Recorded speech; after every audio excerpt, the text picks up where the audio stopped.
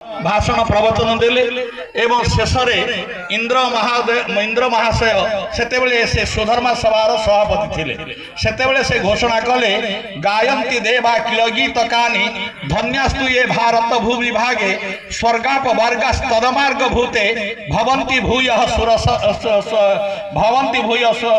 स्वरस्तात् अर्थात ये संसार भितर विशेष करके भारत वर्ष एमती एक पवित्र वर्ष देश आउ जो भूखंड रे देवता माने मध्य जन्म लाभ करने लालायित अटंती आउ एथिपाई लालायित अटंती कारण स्वर्गाप वर्गास तदमार्ग भूते भवन्ति भूयः पुरुष सुरस्तात् ये स्वर्ग और अपवर्गर सम्मिश्रण रही अतएव प्रिय पवित्रात्मा बंधुगण एमती एक भारत वर्ष जोटे देवता माने लालायित जन्म नेबाई लालायित होते से देश दीर्घ वर्ष धरी माने पराधीन दासत्वर शिकार हो गला दुर्भाग्यर कथा एति नुहे समग्र पृथ्वी जिते मानव समाज चालीचरण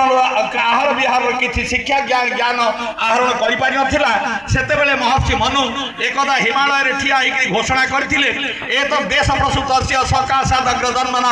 स्वम स्वम चरित्रम शिक्षेन्द्र देव्याम सर्मानवा ये दुनिया के लोगों यदि आप अपने जीवन को निर्माण करना चाहते हो तो आओ इस भारतवर्ष के अग्रजन ऋषि महर्षि साधु संतों के चरण में बैठकर अपने जीवन को निर्माण किया करो एमती गोटे पवित्र भारत वर्ष आम समस्त जन्म किंतु दुर्भाग्यर कथा बहुत वर्ष पर्यंत भारत वर्ष पराधीन रहा गुजराटर